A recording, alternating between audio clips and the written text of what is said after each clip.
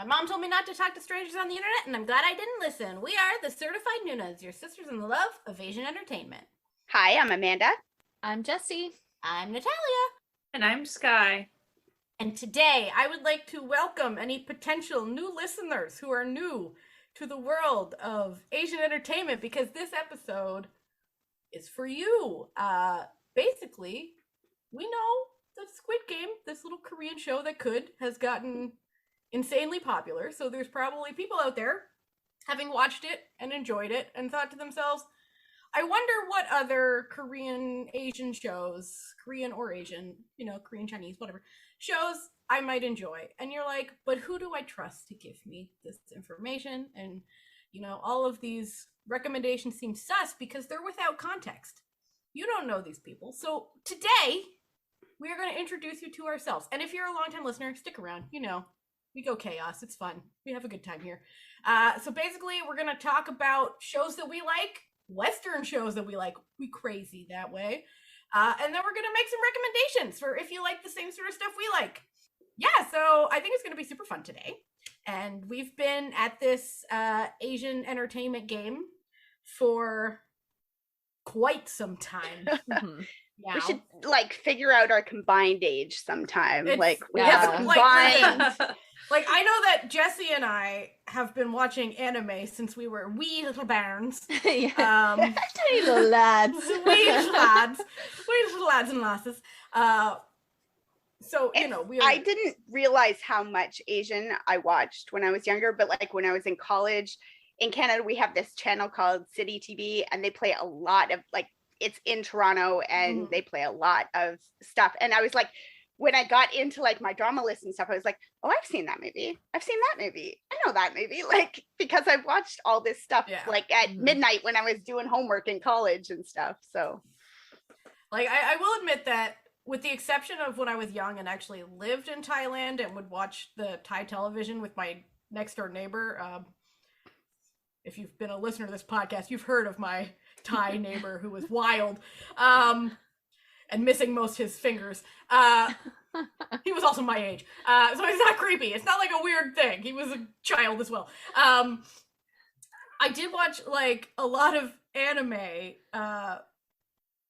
but it was only until I was in my 20s that I started watching live action Asian things, and I'm now in my 30s, so it's been over 10 years. So yeah, it's been a while. Yeah. I would like to see, we should figure out, well, it would depend on if everybody's my drama list is up to date, which mine definitely isn't. Mine is not. Mine never. But is. Figure out our combined watching time. What's under our belt? Oh, yeah. No. Don't expose me this way. Well, between the four of us, let's roughly say that we at least have probably 300 plus shows. Oh, for easily. Oh yeah. Easily. Yeah, I mean and movie-wise, I literally just watched 100 movies the past 2 months. I watched 180 days worth of programming. So my drama list, so if you're unaware, my drama list is basically a website where you can keep track of all the Asian dramas you watch. And I'm very bad at keeping track of them, so mine is wildly out of date. But as of today, apparently, I have watched at least 388 days, 5 hours, and 16 minutes of dramas, which comes out to 8,017 episodes and 507 TV shows. In addition, I have spent a week watching movies that I've bothered to put on my drama list. I just looked at mine. No, Jessie. It's so painful. It's my dramas are not bad, and I literally have 30 movies to still put into my drama list, but right now I have 8 days worth of movies. Yeah. And 109 days with some change of all time, with 3,054 episodes and 275 shows.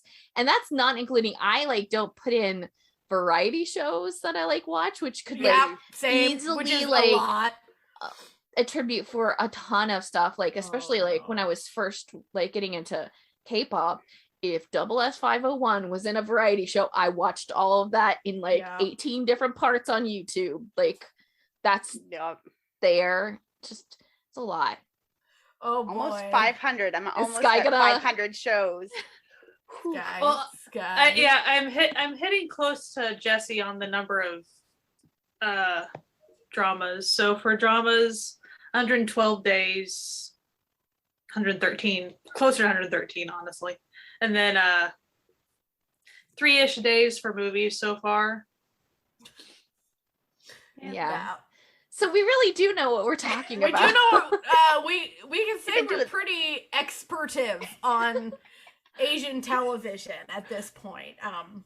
As We far are as not what Asian. we have access to. Yes, as what, It's of what true. is readily available. We are not Asian. I need to point out for anyone new to this podcast. So we do not have the cultural background of that, but we do have the years spent. Literally, in And my I mean, case, over a year. If you solid think about it, spent. we're also older too. So this Yeah. is like us watching these while like Mhm. jobs and like full-time life, not just like One of yeah, us even has like kids. 3 teens of us and are married. Yeah. college, like it's depending upon your major, like you have like a little bit more flexibility to Yeah. you know Yes. watch a bunch of Mhm, things. So- Yes. So I mean, it think, still I think doesn't- all of us at the moment are work is a loose term I'm using here. Work from home. So Yeah. You know, so Panini.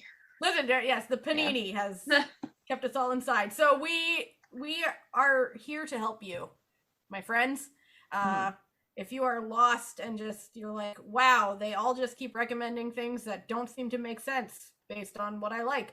Don't worry, we're gonna tell you what we like, and you just pick whoever you vibe with, babes, and then we're gonna Because- take you through it. Asian entertainment is just like Western entertainment, is. and that there are different genres, Mhm. It's not They're- a monolithic thing. very different types of shows and types of movies to consume. So let's say you start with Squid Game or Crash Landing on You or Itaewon Class. Those are obviously wildly different shows. They are Yes. not the Mhm. same genre. So So- we will be talking about different genres and things. Yes. I Uh, mean, you may like many different genres. Most of us Yes. like many different genres.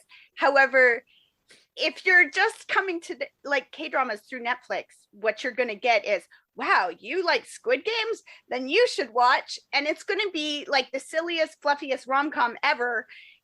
And it's just because it's Korean. And like Netflix is going to recommend you every single thing that's Korean. Mhm. And like, they don't all go together. So So- like, Consider this your Netflix buffer. We are going to be like the middleman interpreting those Netflix recommendations for you based on what we enjoy as people. Also, a quick note: two of our podcasts, Jesse and Sky, are based in the States. Me, Natalia, and Amanda are based in Canada. So the offerings that we're talking about are specific to Canada and the US for Netflix. I'm sorry about that. We're not in Europe or South America, so we can only recommend what we have access to. But, And in case you're unaware, even the offerings between Canada and the US are are sometimes wildly different. Yeah. Yes. when we have our movie nights, we have to sit down. If Nat and I are picking things, it's like, okay, Natalia, what do you want?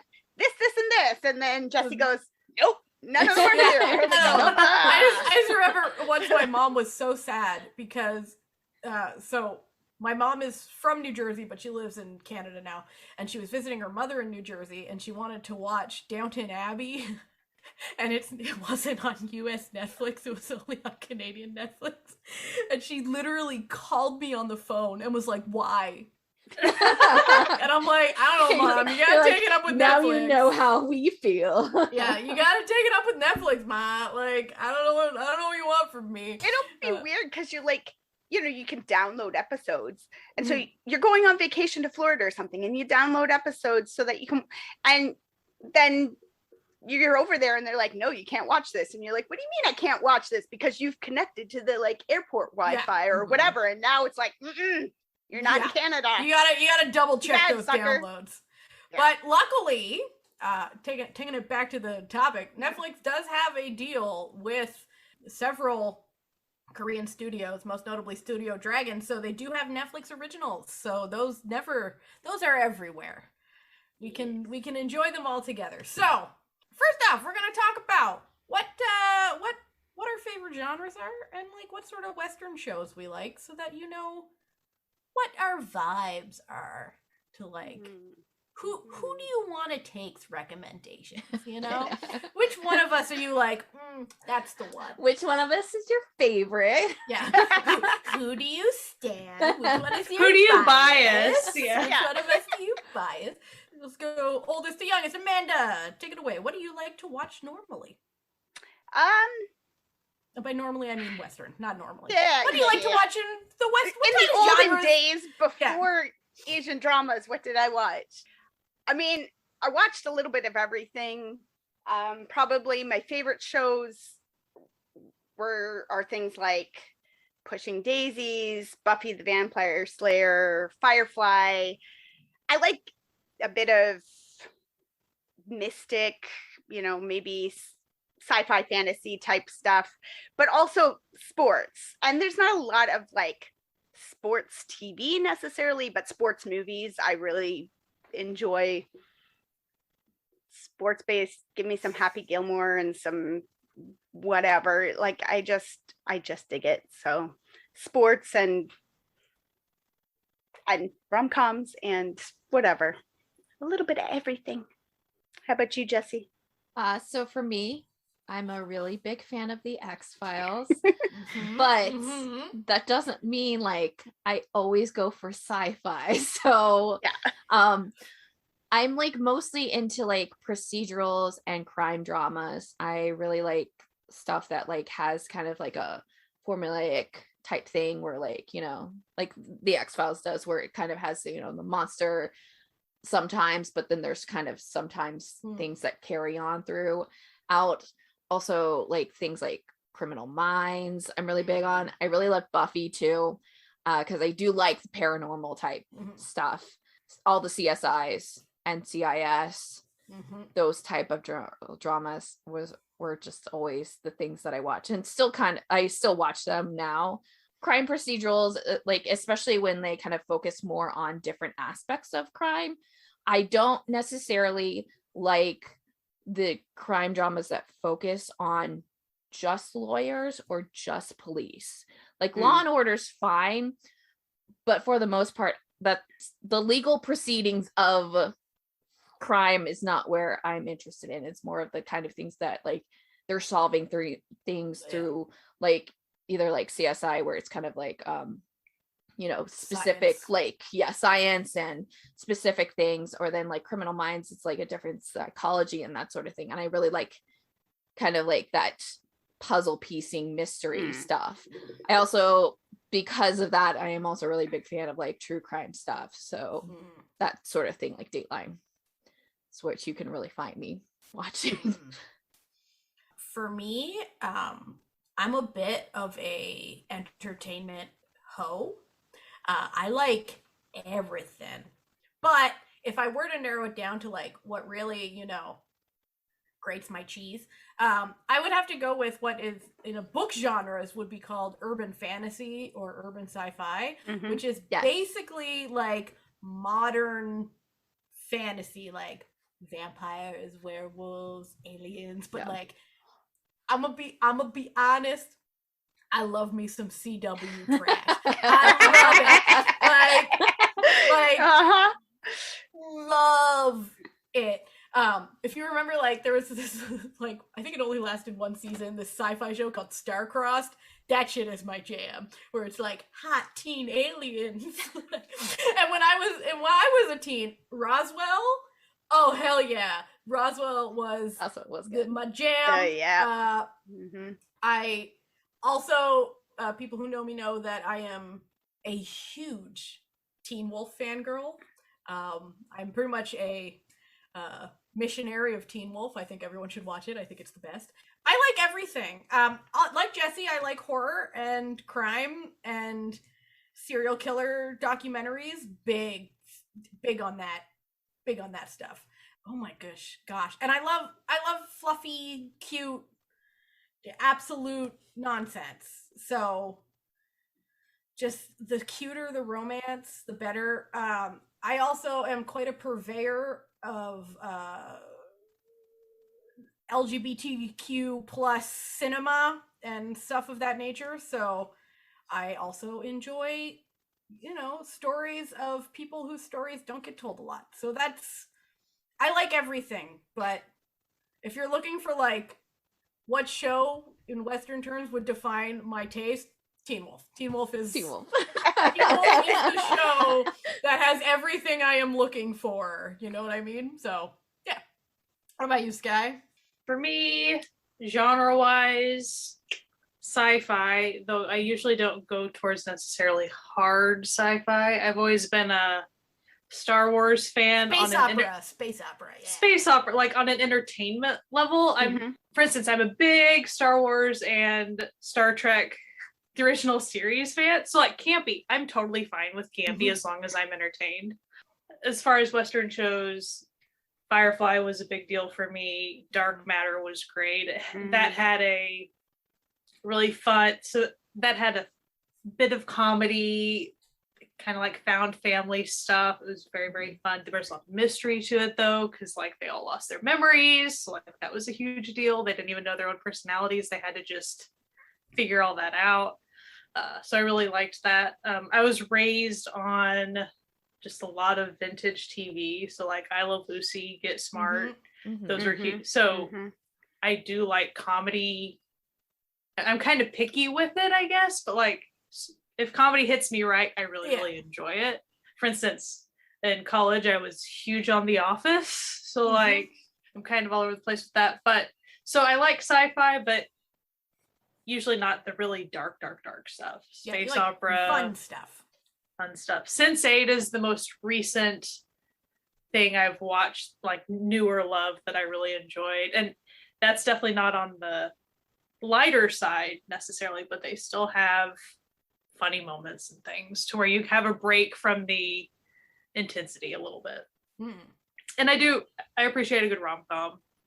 I couldn't really think of like Western wise an equivalent to my love of rom-coms on the Asian side of things. Yeah, because they're not really as TV shows prevalent in the West. Like they're more movies. Yeah, I guess maybe some like sitcom type stuff, like, but it's like maybe How I Met Your Mother or something, like might kind of translate, but not quite the same. No, maybe because I was trying to think of like what Western side I've watched, and that's kind of the thing. I think what ended up happening is when I found Asian dramas on Netflix and I watched a rom-com to start off, I was like, oh, this feels different. Yeah. Well, I think it's because like a rom-com in Korea, since it's a TV show, and one thing about Korean TV shows is that they're not aiming for a second season. So it's all just one story that doesn't have the need to have, like, you're not trying to get a second season of any particular TV show. So if you like rom-com films and you just wish there was more of that, like, Korean rom-coms are going to be your best friend, because it's 16 episodes of basically the same emotional arc that a rom-com film will have. I mean, things are changing to where you're starting to see more seasons sometimes. So you do have to be more aware now. But as far as in the past, it was more common that it was one and done season. And it definitely felt like, I mean, if you're binging it, it feels like just, a super long movie. Yeah. If you don't binge it though, it's like little mini movies. Like, it's a little series of you're movies. Watching a little mini series of some sort, you know? And then you're done. And I think I find the same thing with sports, right? Like I said, Western media doesn't typically, we have some, but they tend to be more soap opera-y things, like Footballers' Wives and stuff.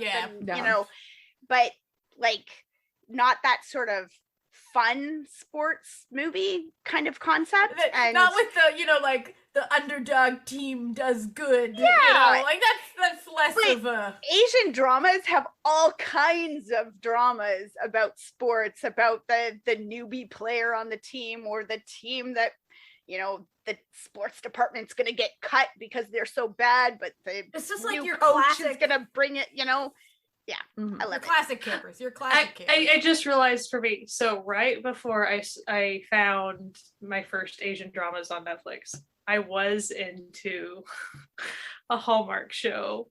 Oh, when- no. Go. When Calls the Heart Oh, was the name of it.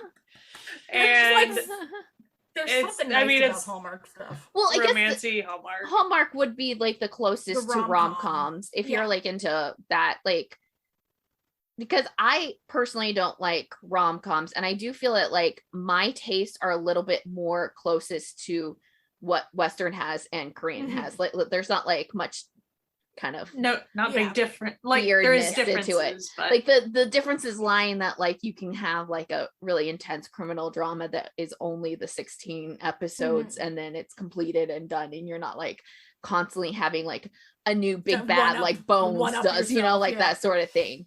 So like there's like a little bit of difference, but I also like, I will say that like if a rom-com happens, I really like the teen rom-coms like Clueless and that sort of thing. But I like my comedy snarky. That's the biggest thing. I don't want it to be kind of goofy. Yeah, I don't really like Unless the gross out show comedy. is supposed to be a comedy, then you just Yeah. give me the comedy. Like it needs to be a sitcom at that point for me Mhm. personally. Yeah. one thing I do want to say is there are some, just because there's such a wide variety of Asian dramas, just like Western dramas. Asian dramas, sometimes they do shoehorn comedy in where you may not want it. So there might be some dramas that you do run across that you're totally fine with the subject matter or whatever, and maybe it's a very serious topic, but all of a sudden they are maybe doing pratfalls. slapstick or something Yeah. crazy. So like Tone shifts are big. tone shifts are big to where I do think if you've mostly only had Western media consumption prior to that, that is going to be very jarring. Now, that is not the rule across the board. That is not always the case. So please don't take it as all Asian dramas do that. That is totally not true. No. There, to me, the tonal shift things, it just crops up a lot in, like I just said, the whole serious subject matter, all of a sudden there's weird comedy, like sometimes that happens. Mhm. But on the flip side, let's say you have a rom-com, oh, do you suddenly have a serial killer? You sure do. Like Yeah. sometimes that happens too. You're So not, like your eyes aren't deceiving you. It's there. Yeah. Like I know this was sweet and innocent, but So- what if we threw a stalker in there? so We added some crime, spice it up a little, I do think that is those tonal shifts, those very sudden, for if you're just coming from Western media, those are things that can be very different. Again, that is not every Asian No. drama. Yeah. In fact, as far as the brand spanking new ones, you see it a little less possibly. But I'm Mhm. just saying, if you keep going down the Asian drama rabbit hole, you might run into some of those things. There's a common like favorite trope among the four of us, and it actually tends to be the like common favorite trope for like most like Asian drama watchers that I found, and that's found family. And I Mhm. do think if you like found family and you kind of see that in Western shows a lot, like Criminal Minds has a really good found family within the cast, and you see it in those types of dramas where you got like the central co-workers doing their thing and like being like fun and buds Little- together, but you don't get it as like prevalent. Prominently. Like yeah. Asian dramas actually really kind of love that trope, and they have it all the time because they love to Mhm. connect people. They love characters that connect with each other, whether it's because of found family or real family, or people were together when they were children and they come back Destiny, with the destiny, Yeah. like the Love Actually type tropes, Love you that know. shit. Yeah. They love Um, that shit. So like that's an interesting thing. I think that like I don't think that a lot of people like think of like as the reason what maybe they like Asian dramas is because that found family trope is so prevalent in a lot of the dramas, and it's something that we all just like universally like, so it's there. And then that kind of is a part of also a big aspect of, I think a big difference between Western media and Asian media is the emotional storytelling, the level of emotional storytelling. of kind of inward thoughts or conveying more emotions, whereas Western media really doesn't do that as much. It's very much more just show the actions between characters is quite often. Well, but it feels like there's always far more emotion within across genres. It is not that is not just rom-com. That is also in some of the crime shows and stuff. You can get very emotional storytelling often across the board. Every single show, not necessarily, but it's much, much more common in my opinion. Well, I was just thinking with something like, say, How I Met Your Mother, that as a K-drama could have worked really well, and it would probably be very emotionally intense, especially like most people complain about the final season of. But it wouldn't have made it that far, baby. It could have, like, but it might have, and that season, those couple of episodes could have been, you know, very emotional as opposed to very annoying, right? Or it might have been very annoying. Sometimes in Asian dramas, the final couple episodes, you're like, what is going on? And you get very mad. Just like any other show. Just like Western shows, they can biff it. It does happen sometimes. They can jump that shark. It happens. And definitely for personal preferences too. I mean, just because everyone likes how something finishes, just like a Western show. Same thing happens with Asian. Like, you can be like, that it jumped the shark for me. Maybe everyone else is cool, but not for me. So I mean, it's just like anything else. And I think that's what we want to convey is, though there are differences, and we do want to show you this new world of Asian dramas.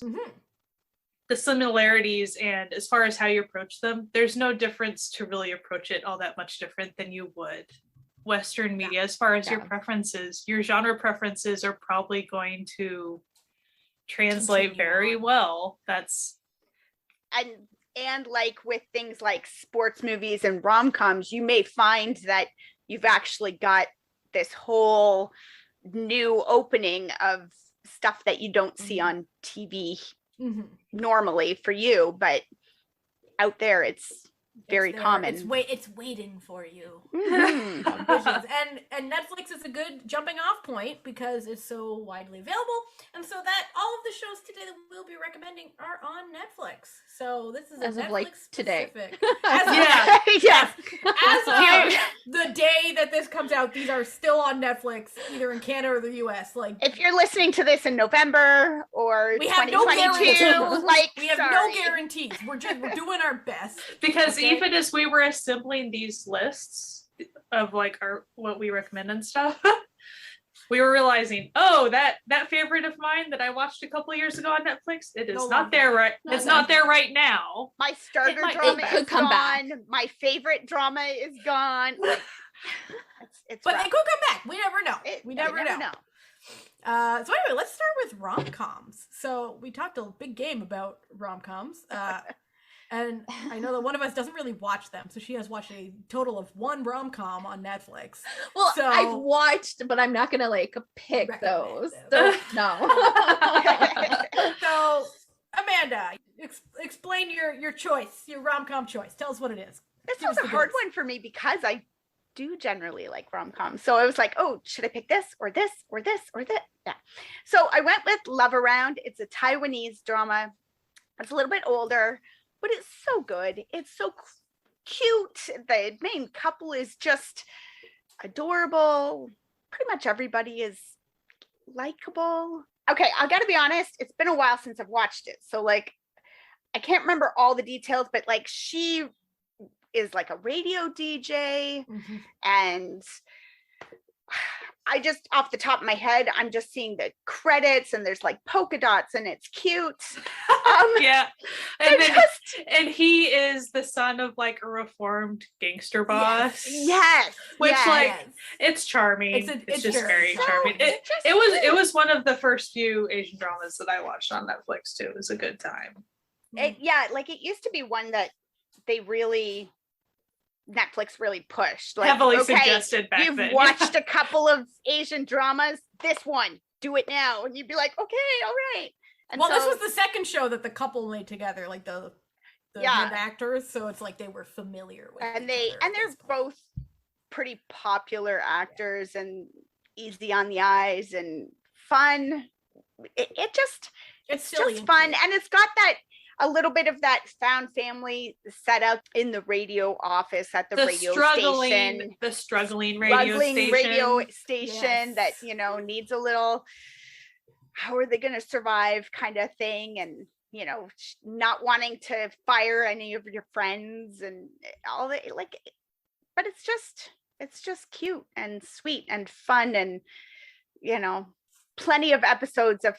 That's one thing with some of the older, especially the older dramas and the Taiwanese dramas in particular. If you do wind up on my drama list and you start trying to connect things, you'll be like, wait a minute, on Netflix this is 20 episodes, but on my drama list it's like 35. Netflix cuts Taiwanese dramas differently than they air on Taiwanese television. So they put them together and like pick different end points for them and stuff, and I don't know, they've decided that people aren't going to watch more than 20 episodes, so they're like, nah, we're just going to make it into 20 episodes. Yeah, my husband used to laugh because So- I'd be watching like a Chinese show or something, and it would just like straight end in the middle of a scene, and he'd be like, wait, what? No, that's not. I'm like, yeah, okay, that's not where it's supposed to end. Don't worry, it'll come back in the next episode. We will Yeah. just fade right into where we left off. Don't worry Yeah. about it. So, but yeah, so if that's what you like, enjoy. So for me, I picked a drama that I think, well, first it was like the only option for me in terms of what I've watched and what I was like willing to like to tell everybody. Put your name behind that you Yeah. somewhat enjoyed. But I do think that this is actually a really good drama to watch because of who stars in it, because they will be very big players in your like drama watching, because the lead couple in this drama are very well known for another drama that is not on Netflix, but we'll get to it. So the drama that I'm talking about is Touch Your Heart. It stars Lee Dong-wook and Yoo In-na. That's her name, right? Yes. Mhm. And it is about a girl, Yoo In-na, who is a actress who's not that good at being an actress, and she gets into a scandal where she kind of has to go into hiding. Or I say scandal like someone's gonna actually get what a scandal is. Oh yeah. She has a PR situation, and so she gets a job as a secretary to like a lawyer or whatever, and antics kind of ensue as she does her job kind of poorly but not really poorly, and all the antics of the office and them having this like major actress, because they all know who she is. She's a pretty major actress in this drama Universe of the drama. Yeah. And she's such a sunshine. Yes, Yeah. that's really the like kind of big thing about this. She's just like so sweet and so caring, even with the people that like kind of don't understand her or think that she's just like some actress, and you know, they think that she's like into herself or whatever, and you kind of see like the type of person she is, and it's a very sweet, and like it's a nice little like love story. And I like the office. There's a found family in the office that like forms together, and I think there's a lot of growth in characters that I really enjoyed while I was watching it. So the big thing about it is the two main people, you know, Wook and Yuan, were in this show called Goblin together. Yeah. And which is a huge K-drama, and it's like one of those like dramas that got like people really excited for Asian dramas. Like I guess it would be probably the one before Crash Landing, really. Yeah. Right? Yeah. The major I one, think I would so, say. yeah. And in it, they have kind of this love story together that like, I don't really want to spoil, but it's not really like a terrible spoiler or anything. It doesn't really get shown Resolved. in the drama, just the way that the drama is. And so this is kind of like a callback to that, because everybody loved them so much together. And so it's a good one to watch because of the actors. They're also independently of that show, they're both like Very pretty well major known. like actors and actresses, and they're well known, like especially Lee Dong-wook. He's in a bunch of things. So in that respect, there's like it's a good show to watch because you'll see some major actors. It's funny just like listening to you describe it. I thought, yeah, you know what it kind of makes me think of is Legally Blonde, like that concept of like the really chipper, pleasant, fun, cute girl who winds up in a legal who everyone assumes is scenario. Stupid Absolutely. because she's so like she's so pleasant. stupid, or like that they feel that she's going to be mean and she never looks down on anyone, and they're kind of surprised by that, and it takes a while for some of the coworkers to get like comfortable to be with honest, her. If you like Legally Blonde, you will like touching I actually do. Probably, very similar themes. Very similar themes. And it's a recent show too, so that's nice. For me, I chose one of my favorite rom-coms, which is Her Private Life, which was only recently added to Netflix, and this show is so good. Like, so the basic plot is there's this very talented, very adult, very serious art curator who basically runs this very nice little art gallery, but she has a secret. And her secret is that she is a huge fangirl of this K-pop singer. So she will like go to all his concerts and like runs like a fan club online, but she has to keep this private because no one will take her seriously in her real life if they know about her private life, hence the and then the director of her art gallery gets into some legal snafus like her, and so needs to leave her position and is replaced by a handsome fella in the art world, a sexy tall, very sexy tall handsome man who shows up, and they have a series of hilarious misunderstandings. And it has everything you want in a rom-com. Like, do you want hilarious misunderstandings? Yes. Do you want some like cute, the side characters that are cute? It's got it all. Do you want some sexual tension? Oh boy, are you in for a treat? There's just this one scene where he like takes an elastic out of her hair. I can't.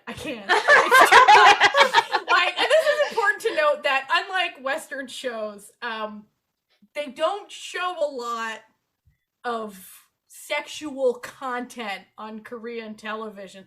It's all about the yearning, the tension. So they might start having sex by the final couple weeks, but you won't see it. You aren't gonna see it. There's if no you asses. There's no into dramas from Squid Game. Squid Game's what they show in Squid Game is not what you're gonna get in most dramas.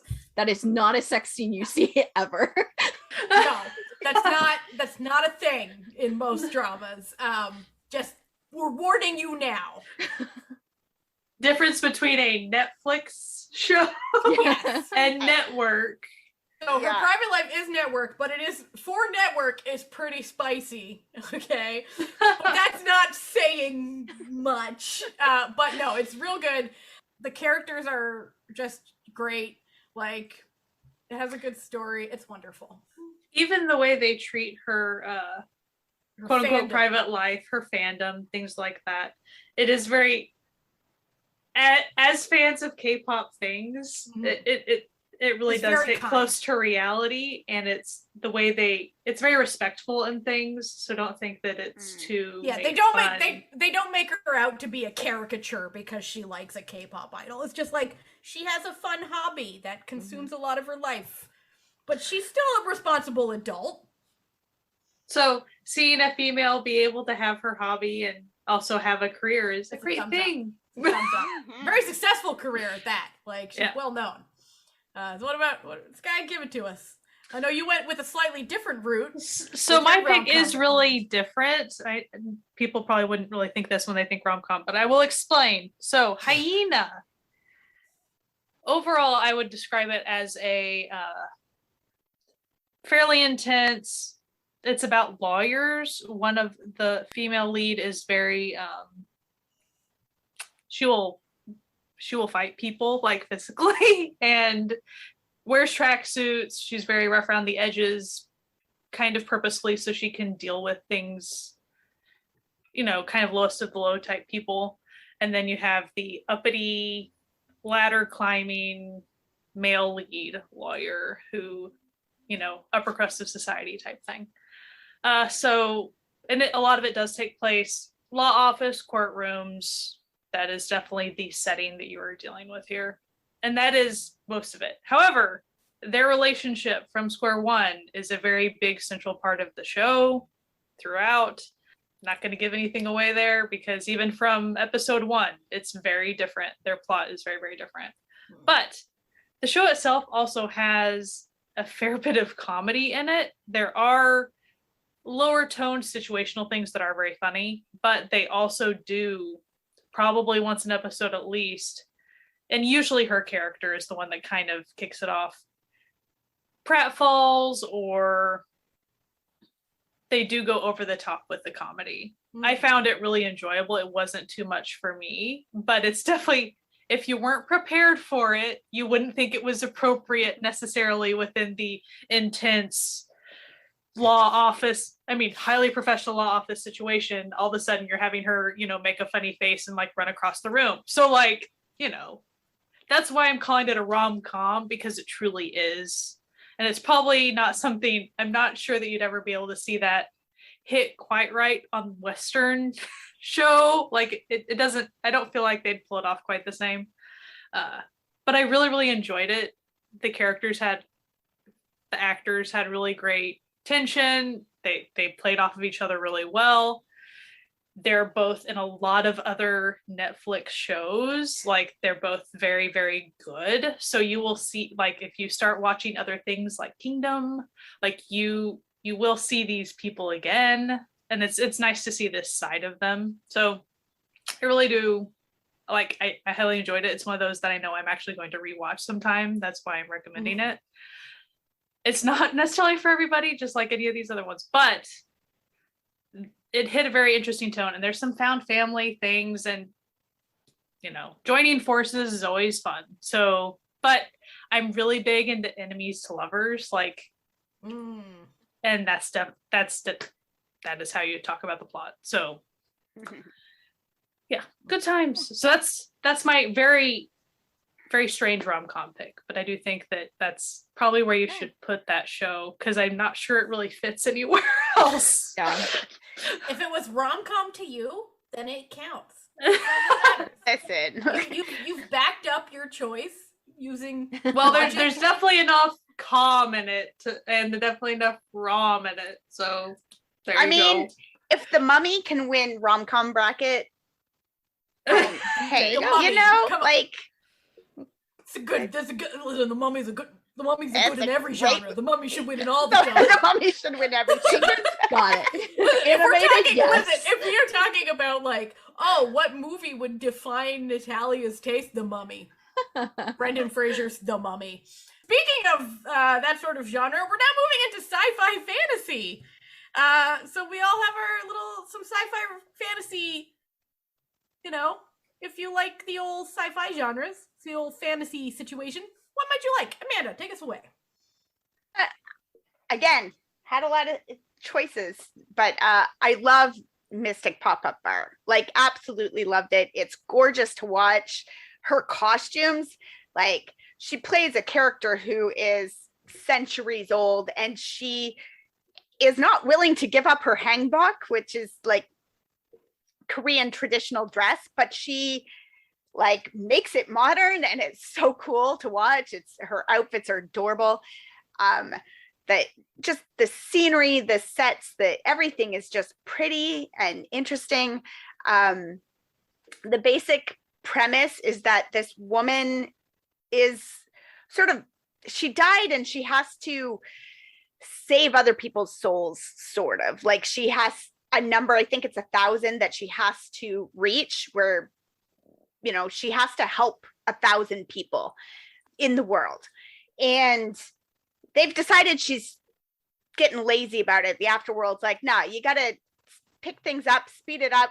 She's got like, 5 or 10 left to go, and they're like, get it done by the end of the month, like, or just go back to hell. Like, we're tired of messing with you.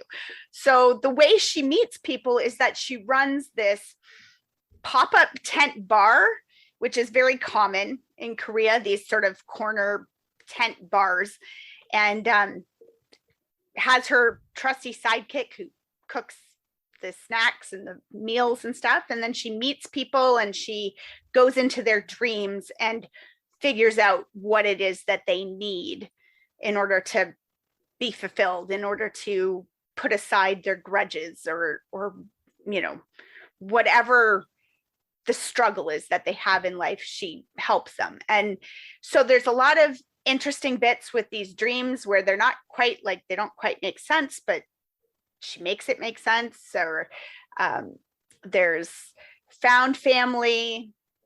There's just, I don't know, like, it's wild. There's some really wild stories. There's some really heartbreaking stories. There's just, there's a whole secret to her character and why she's doing this, why she has to do this thing.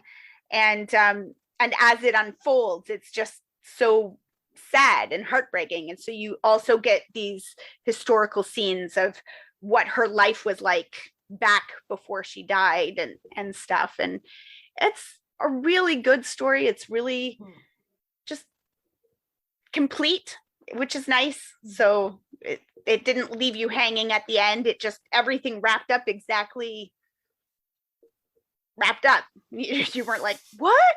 No. So it was good. 2 thumbs up. So I picked this drama that I don't think a lot of people talk about. It's called One More Time. It's a smaller drama. I think it's less than 10 episodes, and they're probably like 30-minute episodes, so it's an easy one to binge. It is essentially, the plot is got a little bit of a Groundhog Day kind of feel toward it, where the main character has to kind of relive the same day over and over to kind of try to make things right. And it focuses on a guy who is wanting to become a musician, and he gets it, and his kind of downfall when he starts to get his fame, and how it reflects and hurts his girlfriend who was with him when he was just kind of like a struggling artist. And so like each episode, it's just like him kind of replaying it to kind of get the outcome that he needs to. I just think it's really like nice drama. It was kind of really tight and sweet, but also has some mystery to it because you don't know what's going on and what's going to happen. And the main character is this kid who's a K-pop idol. I guess he's still technically a K-pop idol. I think now he's like officially just an actor, but it's L from Infinite. Yes. So he's in a bunch of other things too. So it's a good drama to watch, especially because it is like a little bit shorter. And I don't think even like in the like Asian entertainment community, I very rarely see anyone talking about it. And it's been on Netflix for a very long time. I think it was one of their first like Netflix produced ones, or like not produced, but like Netflix only has it type dramas as well. But it's just it's a good drama, and I really think that more people should be watching it. And I think it would be a good like look into kind of like a fantasy element that is well known, because everybody kind of knows that Groundhog Day where you're replaying the day over and over to get the right event to happen. So yeah. So for me, I went full fantasy, like high fantasy drama for mine. And I went with the show Arthdal Chronicles. I had like a real hard time picking one because this is like. I'm glad you picked this one because it was on my list. I was it was hard for me too, because I was like, oh, are people gonna like pick this? I should go with something else. So Arthdal Chronicles is as of yet an unfinished fantasy show. So I don't know, the seasons are very weird, and when it was airing there was like this whole weird thing about it, but if you really like stuff like the Wheel of Time books and stuff, this is gonna be for you. So basically, it's about this fantasy world where there are like humans and then humanoids who are like stronger and faster and pretty much better in every way. So the humans basically tried to exterminate them, and then but there were like half and half people who existed and are basically hunted down in this society, but one of these people ends up living outside of this human dominated society and growing up in this peaceful little village, but oh no, the evil humans have come to the peaceful village and ruined everything. It's a pretty okay. I gotta say, I'm not selling this very well. It is a very typical high fantasy style show, but there's something strangely unique about it that I can't quite you could be like on. It's kind of like Lord of the Rings, but not. It's not at all like Lord of the Rings. Kind of like this, but it's not.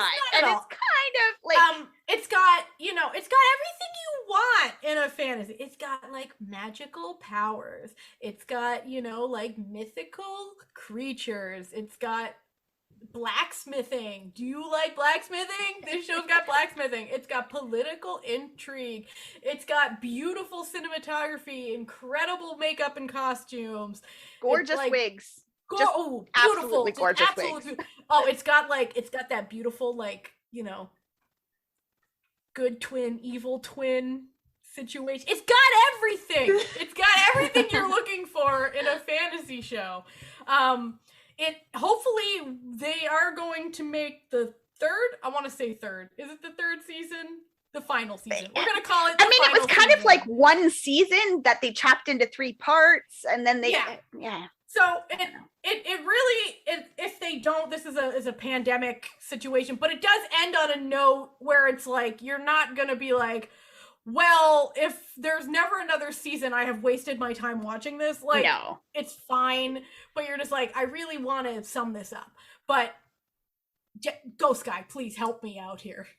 The entire season does culminate at the very end. Yes, to the point where it does feel like it is building up to tell more of a story. It is not necessarily, it's kind of a cliffhanger, let's be real. Yeah. But I do want to say, we all do hope, but then the panini happens. So we hope that we will get more. It definitely is an example of this was not a one seasoner. Like we said, it's weird. This was intended to be multiple seasons. And there's so much at the wrong detail. Time, yeah, just the timing. It's very intricate, but there's so much going on. Like, I mean, in the last section, they introduced these people that are like from the north and they're snow people, but also kind of mermaids. Like, I mean, I would watch a whole show just about those people with their warrior queen crap. Like, oh, it's so good. If you are looking for just some solid high fantasy, like if you loved like Dragonlance novels, if you loved Wheel of Time, if you loved Avatar, the next Airbender. Avatar, the next Airbender. That's what this show is. Honestly, perfect. Game of Thrones. Yeah, but like without the sex. Yeah, I know, but like as far as the different people types and the high budget. Yes, high budget and different people types. Also, there's a little bit of sex, but it's like not on screen sex. You just know it happened. Okay, like. Babies are born, and we all know how that happens. So. And listen, if you're more of an aesthetic dude, hot people, just lots of hot people in hot outfits. Like, it's got it all. I'm not talking like chainmail bikini. I'm talking like just you're like, ooh. Okay. And literally something for everyone. You're like, I didn't know I was into that, but okay. Hot. There's it's got all types that are gorgeous everywhere. You got strong ladies, you got small ladies, you got big ladies, you got big boys, you got little boys, you got hairy men, you got non-hairy. You got it up. It's got it up. It has everything for everyone. If you like fantasy, you'll like it. Yeah. Yeah. Sky coming in strong with her selection. So, Hotel de Luna is my suggestion. Yay! I knew that Jesse, you probably wanted to, if you had more to suggest, it would have been in your running probably somewhere. I also talked about it pretty recently, so it was like, Jesse, hold back. Let someone else take Hotel de Luna this time, But so how we mentioned earlier, especially if you're not familiar. So I am going to talk about Goblin for 2 seconds. So Goblin is an example of a supernatural set in modern times drama. And it was a big time. Hotel de Luna is probably the closest newer supernatural modern setting type thing that, there's some magic. There's some historical scenes in it as well when we look back at the character's backstory. I'm just tying it into what we mentioned earlier.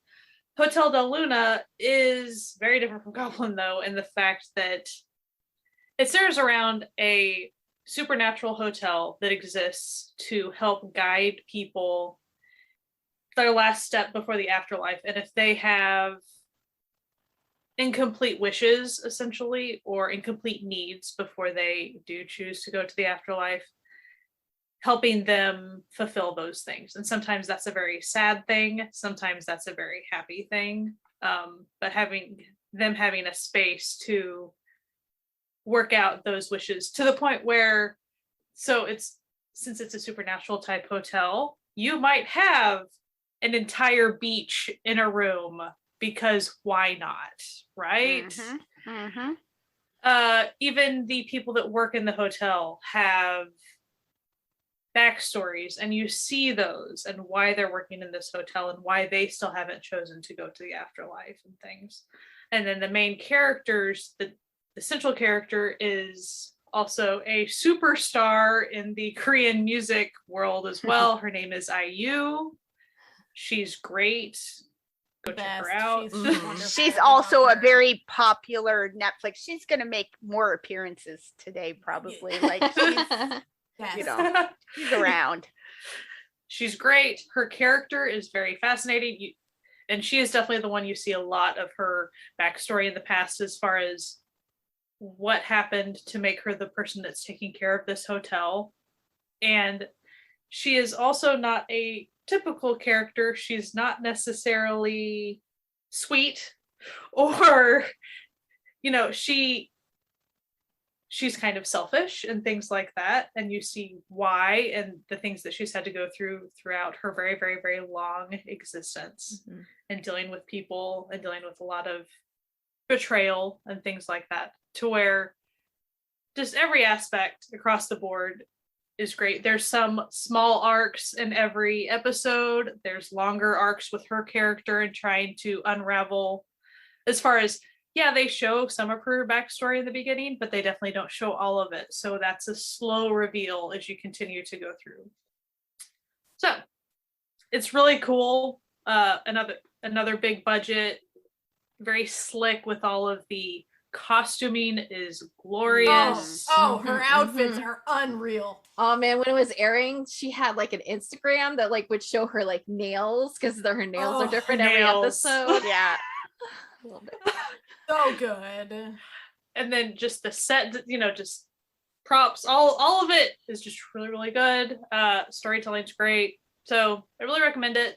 To me, it's very different than anything else. I can't really compare it to a Western equivalent. Yeah, like it's unique. And it does even show, as far as how it does tie a little culturally in some points, as far as the supernatural aspects, the way they speak of the afterlife is how Koreans speak of the afterlife, like a certain type of bridge. That's not something that we typically say, so you do see a little bit of their myth, that belief with some of that, but it's not that Koreans believe in a supernatural hotel. So like this was a unique thing to this show specifically, but it's really cool. My sister and I just started watching it again this week, and we were saying like the concept, it's almost kind of like Western wise, you might compare it to the concept of like purgatory, but like instead of it being a punishment, it's like if purgatory was a place where you went because you just weren't ready yet, so you want to like, you got things you want to do, so like you didn't have the time to read all those books or to do all those things, and you want to get it done, you know, and we're like, I like it, it sounds good. I'd like to go to this hotel. What were you gonna say, Jesse? Oh, just as an FYI, this is one of my favorite shows of all time. So Yeah. based on if you liked my stuff in the intro, you'll understand like why Hotel de Luna is one of my favorites. Yeah. Or the favorite, technically. And there's even a little bit, a little scare in it. Not a ton. There's a sprinkle of it. A sousa of horror. Yeah, just tiny bit. I mean, as far as like the height of the scare, I mean, it kind of resolves itself a little, but. So speaking of horror, a little bit of thrills, a little bit of crime, that's our next genre. We just sort of combined crime, thrillers, and horror into one because, well, two people on the show don't watch a lot of horror. So Helping them out. Thanks. You know, we're putting this out there, so we're combining crime, thriller, and horror all into one. Take it away, Amanda. So for me, I'm going with a Japanese drama called Million Yen Women. It is different. It is wild. Basically, the premise is this sort of not very popular author lives in a house with these 5 women that he does not know. They just all showed up at his house one day with their invitation and said, yes, we would like to accept your invitation to live in your home and pay you 1,000,000 yen rent every month. And you can't ask us any questions about ourselves. You can't be in this, like, come into our bedrooms. We're never in the bathroom at the same time. Like, we only share shared spaces. There's a mysterious fax machine that once in a while will spit out cryptic, weird sayings. And everybody goes, who's that for? I don't know. Like, we don't know who's sending us this stuff. It's really weird. One of the women never wears clothes when she's in the house. She's naked all the time. Listen, I feel you, girl. I feel you. Same. One of the women is a high school student. One of them is a famous actress. Like, it's a really odd assortment of people. And he provides all their meals. He does all the cooking. He does all the cleaning up. And they pay him, they each pay 1,000,000 yen in rent. And then stuff starts happening and things. It's hard for me to describe exactly, but like, you can't really describe happen. it, like, or you'll spoil big plots on it. Yeah, exactly. So like wild things that occur, and it's such good storytelling. It's very intense at times. I basically had to watch like the last 4 episodes all at once. It was like 3 a.m. because it was like, oh, I'll just watch this one more. And then it was like, whoa, I can't stop now. Like, I gotta keep going because it was quite a roller coaster. It's really, really good. The lead actor is Yojiro Noda. Yeah, he's a singer from the Radwimps. I talked about this with somebody else the other day, and they were like, so like an idol actor? And I'm like, no, not really. More like an actor who is also in a bit, like, he's in a band. He's not an idol. And he's not an idol, and he's not in the Japanese idol system. It's just, you know, a guy who does both. But it's just really, really good. If you get into J-dramas at all, like some of the women in the house, you'll recognize. I'm watching the actress character in something else right now. But yeah, it's kind of dark, I mean, thematically, but also visually, it's got a bit of a darker sort of filter kind of scenery and stuff. If you need context and maybe like you watch anime or anything like that, Yujiro Noda, if the band he's in, Radwimps, they're hugely popular, so you probably know if you know any Japanese like rock, you know them. But they did the soundtrack for Your Name, which was very popular. So if potentially you're listening and you're like, hey, I actually watch that movie. All the music in that is their group. So this one was hard to narrow down for Jessie. Very hard. This was my moment to shine. But I also decided to pick a Japanese one because I was also trying to like pick one that not everybody else had seen that I knew.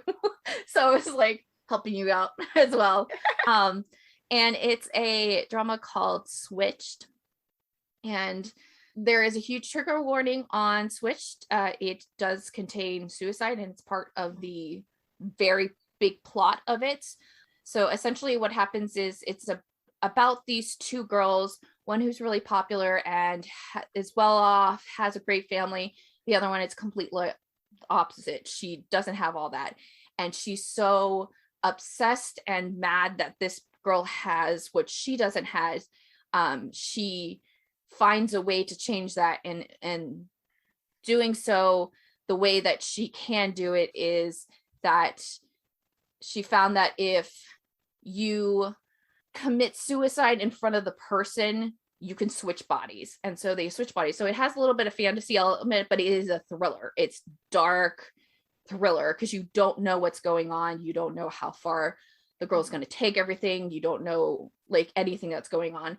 So it's got a lot of like back and forth between the two. They're high school students as well. So you have that kind of age, and it's just like them dealing with just the switch them itself, and then also dealing with each other's lives and kind of forcing the perspective of each other's lives and seeing how some people can change the perspective of what's going on, even if they have like a bad, upgrading, like upraising and that sort of thing. It's a really good at the thrilling aspect of it because you just don't know what's going on. And it's like, everything is like, you're like, oh, could this go really, really bad, really fast? And it like keeps you on the edge of your seat. Also personally, I really respected what it did because one of the girls is overweight and one of them is not, and they don't make light of it. They don't like shame her. Like there is some bullying towards her, but most of her bullying is just that she's like the outside outcast. And they really work that in like extremely well. You would have never expected this show to do as well as it did, like in that respect, and not fat shaming. So I really respected that part. But yeah, the thrilling aspect of it is just phenomenal. I don't think a lot of people have watched it, and so I want more people to watch it.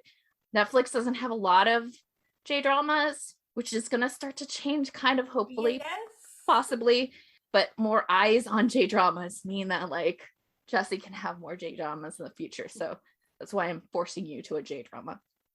Enjoy. So for me, I sat down and I saw crime, thriller, horror. How can I find something that is all three of those? And Netflix has a show that is all three of those. Now, if you watch Touch Your Heart before watching the show Strangers from Hell, which is the show that I'm recommending, I really wanted to pick this. I just didn't. I was like, no. They have the main actor from Touch Your Heart is one of the main actors in Strangers from Hell. Very different character. Let's just go out on a limb and say this was different than most of the characters he had played before. Anyway, The plot of Strangers from Hell is that a sad young country bumpkin moves to the city to work at a new job and ostensibly also save money to get married to his girlfriend. So in order to do that, he has to find the cheapest possible apartment because he doesn't have a lot of money to start out with. And so he finds this basically closet in this apartment complex that is the sketchiest apartment complex you could possibly imagine. And everyone who lives there is real messed up. Like, there's something wrong with they're just very unsettling. So this main character also wants to be like a horror writer, like a crime horror writer.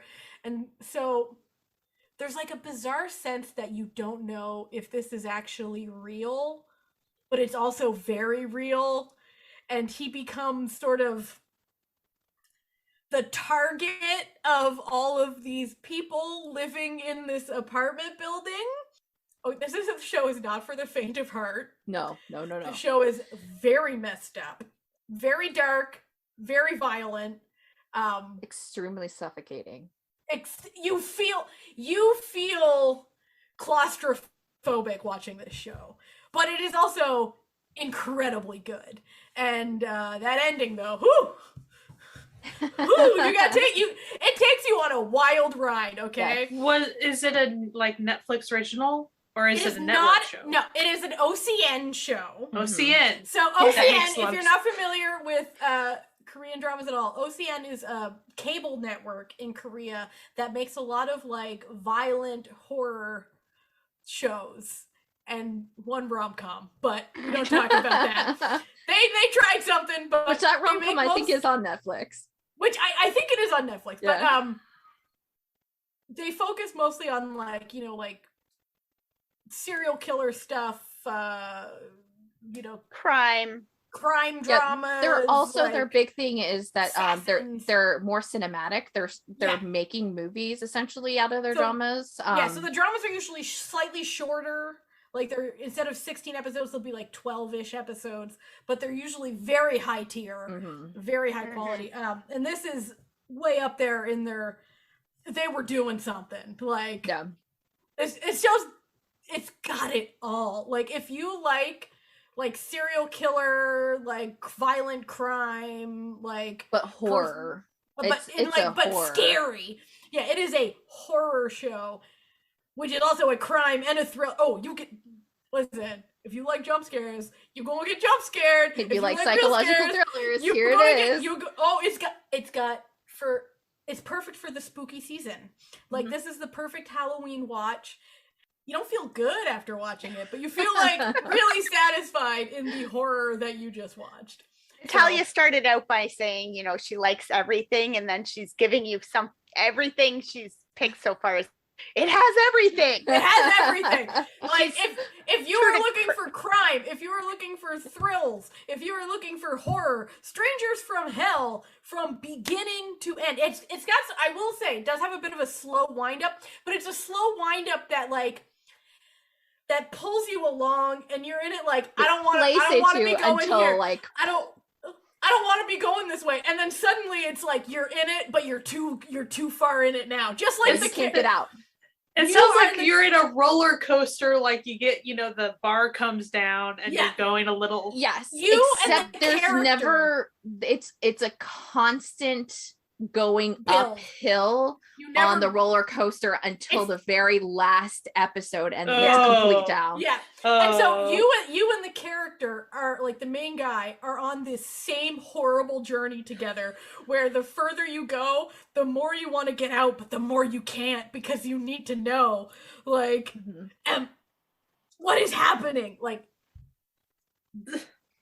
my God, this show. It gets like 4 thumbs up from me. I'm pulling out my vestigial arms to give it 4 thumbs up. It is excellent. So if you like horror, if you like serial killer stuff, check it out. Strangers from Hell, chef's kiss. So as someone who doesn't really watch a lot of horror and stuff, that's an understatement of the year. Hey, I've watched a couple of things. I know. She probably watches more than I do now. We've been slowly warping her over time. So I'm gonna say Kingdom, and a lot of people are, it's very possible that Kingdom might be someone's first Asian drama or Korean drama. If you haven't seen it yet, you may have already heard of it, even from your buddies who just watch Netflix and don't watch other Asian stuff. Kingdom is that big, just kind of like Squid Game is that big. Kingdom is there too. So I won't go really deep into it. We also have an entire podcast episode talking about it. So check that out. There's that. But just to tell you, it is set in Korea, in historical Korea. So lots of costumes. And yes, zombies. So there's political policy things. And I do want to say, if you are coming at this from, Western media, you don't know a lot, it's fine. They lay everything out. They don't do a screen of words that you have to read it, they show you. And just like any other palace in any other country, there's going to be people wanting power. It's all the same. It's not that hard. Yeah. Universal concepts, Yeah. So it's just really good. There are a couple of seasons of it. So unlike some of the other ones where, like, we've said one and done season, Kingdom is an example of that. Is not the case. So season 1 is heavier on the being in the palace things. Zombies do start happening. Season 2 is more zombies more often, so you get a lot more of that. And then you even have a special episode at this point, which is essentially like a movie telling the backstory of things. So but don't be scared by the fact that it is historical. My husband just recently watched it. And he typically, even, for instance, he watched Squid Game dubbed and subbed or closed captions. But when it came to Kingdom, I told him, I'm like, it's not as talky as a lot of other dramas because a lot of it is showing with either preparing for zombies or dealing with zombies. So, and I didn't push him, but he went non-dub with it, and he was totally fine. Just for him, it's a challenge to keep up with being able to watch the screen and always read the subtitles. So that's part of the reason why he, in the past, for Squid Game and things, did dubbed. But Kingdom is a good one to not do dubbed if you can manage, since none of us know Korean, but they are trying to do like the historically, so it sounds nice when you do hear the way they are trying to at least do the voices. But it's totally fine if you watch dub. We don't judge here. We don't judge. No. Here. But as somebody who, again, I don't watch a lot of horror, Kingdom was very accessible. You'll know first episode if you can handle it or not. Like, you'll be fine. So, yeah. Go check out our podcast if you want like more details on any of that. But Next, we're going into melodramas. And that's like sort of a, little bit dramatic, maybe a little over the top, not quite a soap opera, though some get pretty soap opera-esque, but like more just like maybe a little more dramatic than real life tends to be, So that's basically what we're going with now for our melodramas. Take it away, Amanda. What's your suggestion for melodramas? So my suggestion is going to be Meteor Garden, the 2018 version. There is another much older version, but the 2018 version is the one that's on Netflix. It's a Chinese drama. And some of you listening may have heard of Boys Over Flowers, which is a very, very popular Korean drama, very widely known, I believe also is on Netflix. And it's the story of these 4 just absolute assholes in high school who treat people like garbage, and this poor girl who gets a scholarship and is not going to take their crap the way everybody else does. And so, of course, that means that the head of this group of 4 rich jerks falls in love with her, because why wouldn't you fall in love with a poor girl who treats you like garbage when you treat her like garbage? She fights back, and that's exciting. You're only saying wins for me, like. I think it's a little bit more toned down than in Boys Over Flowers. Some of the stuff is not as intense. Like when you're watching Boys Over Flowers, there are things you're like, that's a crime. Like it's a crime, not just like a cute, kids being silly at school. That was like a legit crime. That was going to be rape. Like that's not okay. Yeah. It never goes there in Meteor Garden. So it's a little tamer. It's a little easier to watch. The characters are great. I really enjoyed it. And both stories are based on a manga, and there's a lot to the original source material. So not everything is identical either between I mean, I think there's like 6 or 7 different, there's a Thai version, there's a Japanese version, there's a Taiwanese version. There are a lot of versions of this story out there in Dramaland. And none of them are identical because there's so much in the source material that you can tell some of the stories and not all of the stories. So there's sort of an overarching similarity and, you know, crazy mom who tries to break you up and, you know, stuff like that. But there's also going to be like, they go on a lot of trips, they play a lot of sports, like have a lot of different, you know, it's good, it's wild, it is kind of soap opera-y, like there is a lot of stuff, not exactly birth secret stuff, but kind of weird stuff going on with, you know, dad and mom, and it's a lot, but it's cute. And I mean, ultimately with the Meteor Garden one, the main couple has great chemistry, they're really cute together, so you feel like you can root for them, even though there's like shenanigans going on all over the place. So I liked that aspect of it. So my pick is another Japanese drama. It's called The Many Faces of Ito. There's a thing that Japanese dramas do a lot where you'll get the series and then kind of like a year later or something, they'll give you a condensed version of it into like a movie form. So both the series and the movie are on Netflix currently, but I'm talking about the drama specifically. They both have the same plot, so it doesn't really matter, but I think you get more out of the drama that you don't get in the condensed version of it. And it essentially is a story about a writer who is kind of like fed up with things and fed up with her writing and just like can't get her like, you know, thoughts together to write her next book, and she really needs to write her book. And her agent suggests that she kind of like look at like real world examples. I think she like a romance writer or rom-com writer, and so she ends up finding 4 women and getting them to tell about their love life and their dating life. And through this, she finds that there's like similarities in between the 4 women with the type of person they're dating.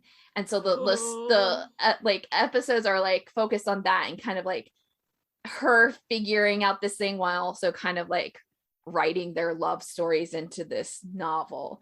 It's got like kind of a thriller aspect to it just because you don't know what's going on, but it's not like super thriller. It's more of like that kind of soapy, like it's intensified in that, you know, you're seeing these women talk about their dating histories, and like, you know, some of it could be faked, or they know they're talking to a writer, so they kind of like fluff up their story more and that sort of thing. But it's really good. It's another one that I don't think a lot of people talk about, yet it is stood the test of time, and I've watched it like years and years ago, and it's still on Netflix. So there's got to be some people who are watching it, but I definitely think if you're kind of looking for a different kind of very melodramatic type show, this is a good one.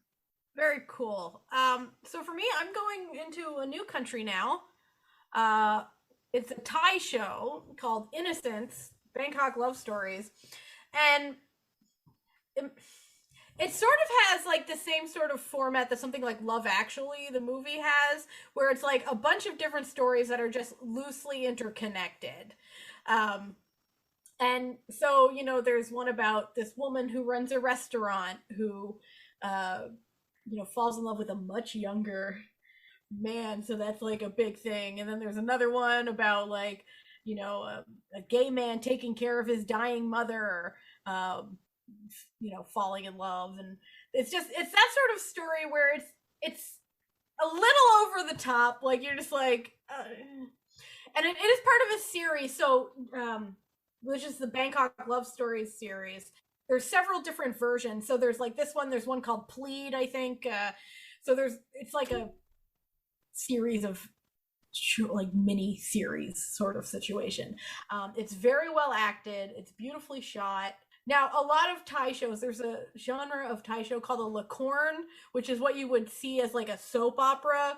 This is not to that level, but Thai shows tend to be a little bit more on the dramatic side if you get into them.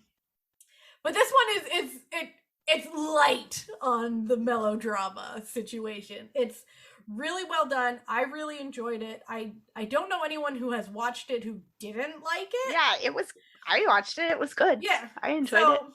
It's not over the top. I must say the story about the cafe owner and the young dude is my favorite. It's pretty good. It is.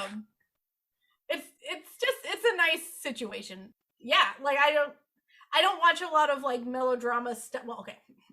I don't watch a lot of melodrama stuff on Netflix, but like, you know, before I got into Asian stuff, like soap operas weren't really my jam, so I don't really have much, but I do most of the stuff like that is not on Netflix if you're going into it. Let's be honest.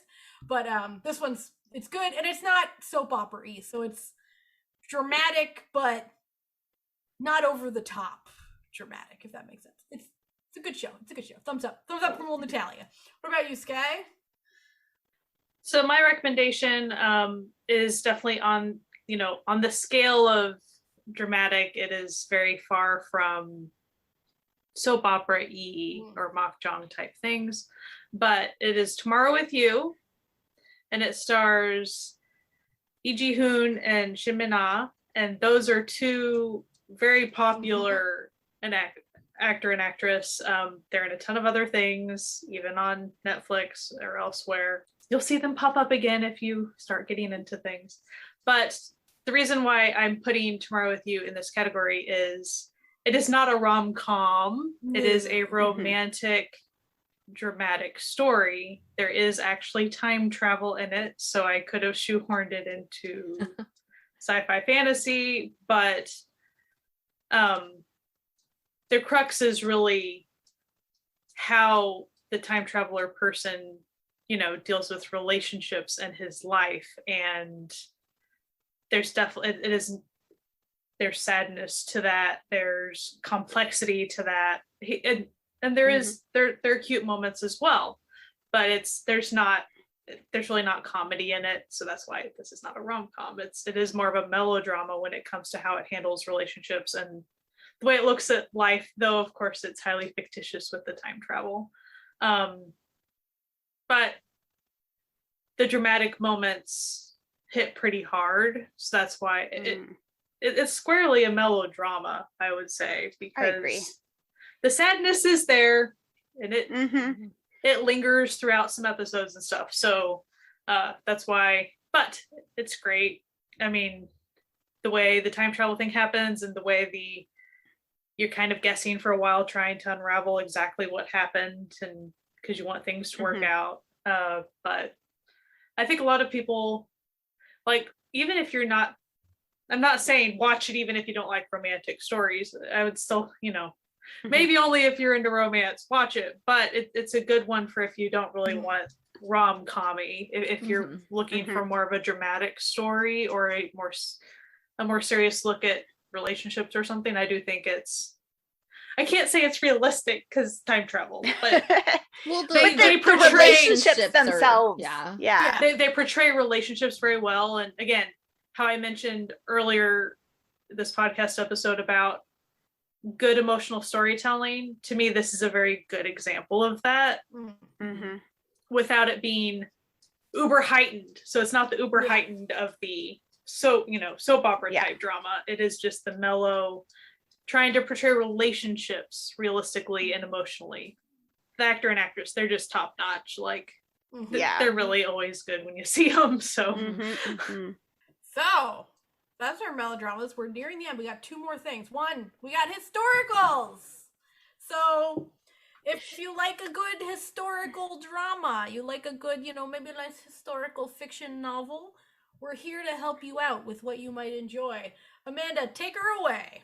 So my very favorite historical just got yanked from Netflix last month. So Chicago typewriter. If you know, are watching somewhere else, maybe you can find it. But so what I wound up going with that's on Netflix is a Thai drama. It's called Miss Culinary, and it is the story of a young man who's caught between two women in the modern day. And his girlfriend is leaving him because this ex-girlfriend has kind of shown back up, and so she thinks he's cheating on her and stuff. And so she's like, that's it, I'm moving out, I'm leaving you. And he kind of gets her to stay by he starts telling her this story of his mom. And when she was a young woman just coming into the city, and she wanted to be a chef, and she wanted to learn how to cook and all this stuff, and the trials and things that she went through working in different kitchens, learning her trade, and having a romantic love triangle with two different men, and who would she choose. And so he starts telling this story while serving food, and she keeps kind of coming back theoretically to pick up her stuff. You know, I left this thing, I left, you know, but also because she wants to know the rest of the story, and she wants to know what happened with the mom, and like you would. Yeah, so it's really well done. The way that the two stories kind of mirror each other, mom and son stories of their like romantic relationships, is neat. The 70s, the stuff that's sort of set in the 70s is really well done. It's not like ancient historical, it's just the 70s, but you sort of know it as soon as you see it. Like this late 70s, early 80s, I can tell by the clothes and the hairstyles and the things that I'm seeing. So it's subtle. It's not like that weird over the top, this is the 70s, like it just like the 70s. And it does have some aspects of the history and things that were different in Thailand and in the world then compared to now. So yeah, it's not, you know, a heavy historical, but it fits the bill. It's history. So The sprinkle. a sprinkle of history in a, you know, it's just a tale told in the past as opposed to a tale about history. How about you, Jesse? Well, I'm going to preface this that I don't watch a lot of historicals, and I have only watched one historical on Netflix. So I don't think this is like an accurate representation of like, if you like what I like, you'll like this. But I didn't want to talk about something that I haven't watched. So we are going to be talking about 100 Days My Prince, which to be fair, was cute in the beginning. So like it had some potential. Essentially, It had its moments. It did have its moments. It just may not have landed that ending half bit. That's okay. I'm sure a lot of people who actually would watch it, they find it really good. And it actually might be technically a really good historical or a seguk for people who haven't watched those before. I think that and Kingdom are like very good kind of beginner friendly ones, because you kind of, it ropes you in kind of like a modern way. It's not modern, but the style that it is, you know, modern. And it is essentially about a prince who gets into an accident or gets hurt. I can't remember. It's been too long since a purposeful accident on other people's parts. Yes. And he forgets everything. Like he forgets who he is and everything. And so he like shows up, and like no one knows he's the prince because he doesn't remember that he's the prince. And so there's a lot of like antics that are involved in the like little town that he's in and that he's like, you know, hanging out with.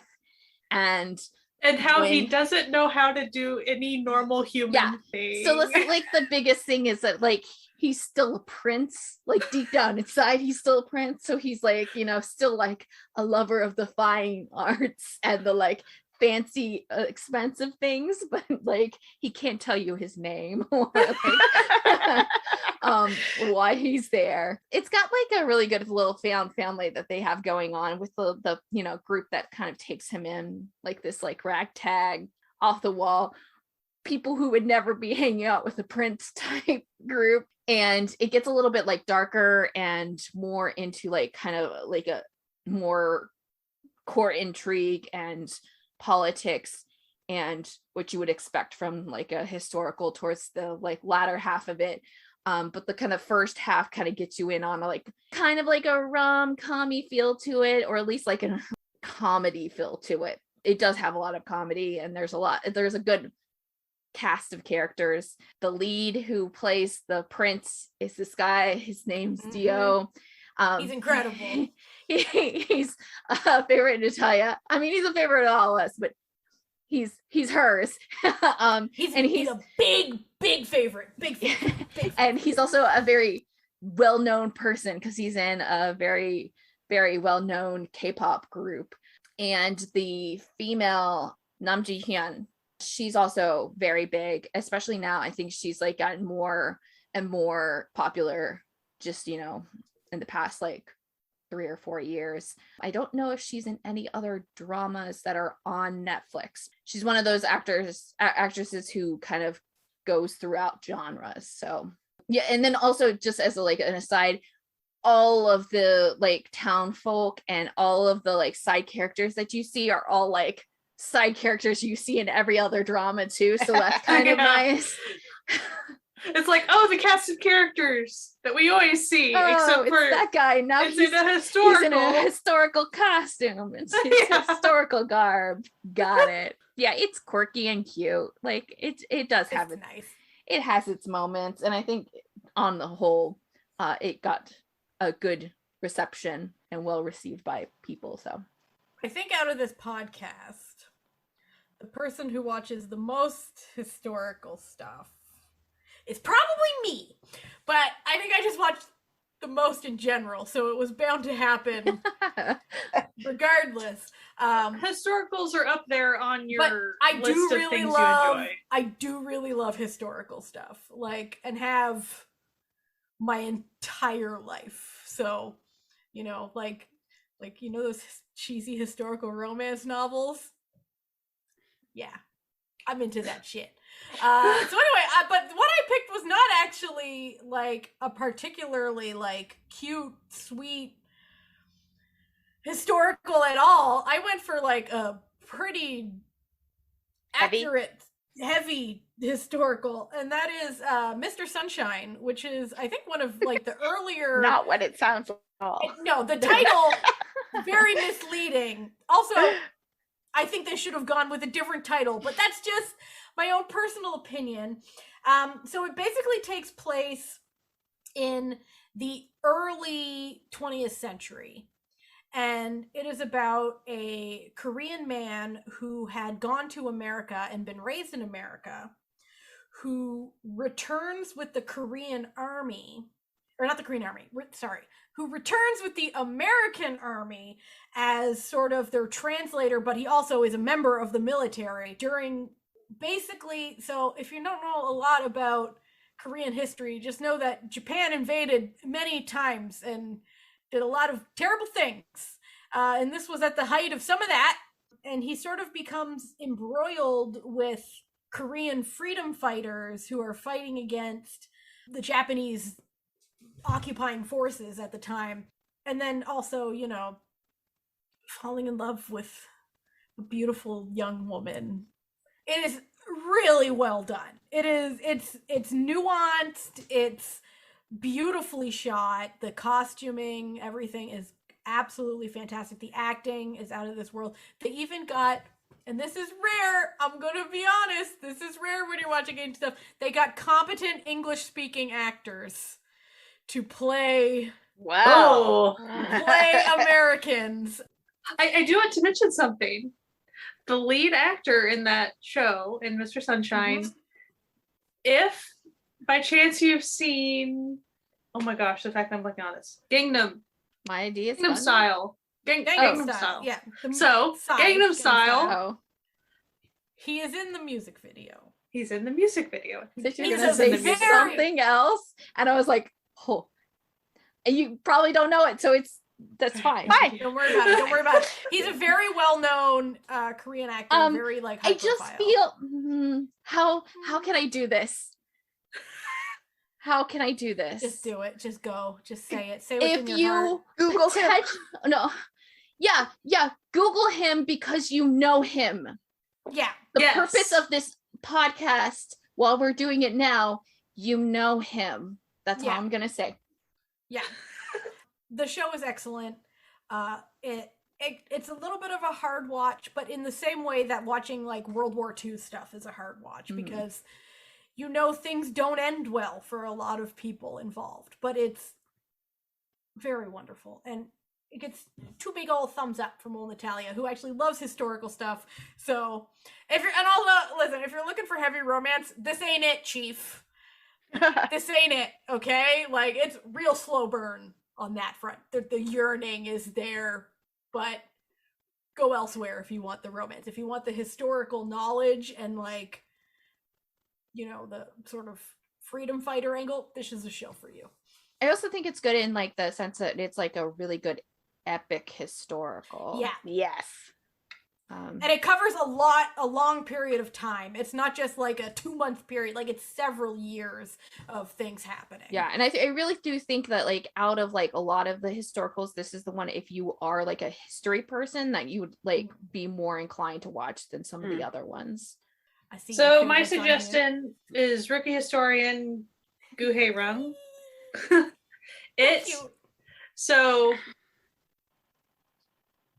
I would call this a light rom-com historical, light on the rom-com actually. I would call it a fantasy just because the way they're portraying gender roles and things is much more kind than actual history Yes. did. But so it's kind of like the wish fulfillment type fantasy that dramas sometimes give. I will explain. So the main character is this very well-educated independent woman who ends up becoming a historian. There are other female historians in the palace, the historical Korean palace. And just there are aspects that are true that they do talk about. For instance, there were female historians, so there are things that are reflective of what actually did happen. But the way you can tell, the way the female characters interact with the male characters, a lot of this stuff would not have flown anything. A little anachronistic. It's a little anachronistic. It's very happily feminist, like, which is Yes. great. I mean, it is fun to watch. And that's actually a lot of the fun of the show is the female historians kind of making their own way. A couple of them are kind of from lower families. One of them is from a higher family. She didn't want to get married to some awful person. And so she, in order to avoid that, she became a female historian. So there always ends up being kind of tension with that.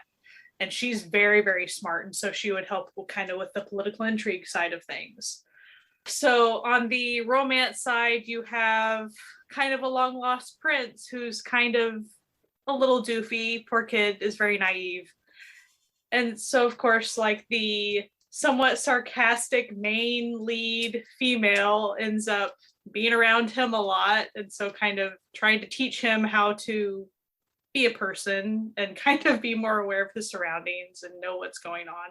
But the political intrigue is very reflective of a lot of similar light historical Korean shows, you know, family struggles within the palace, people wanting power.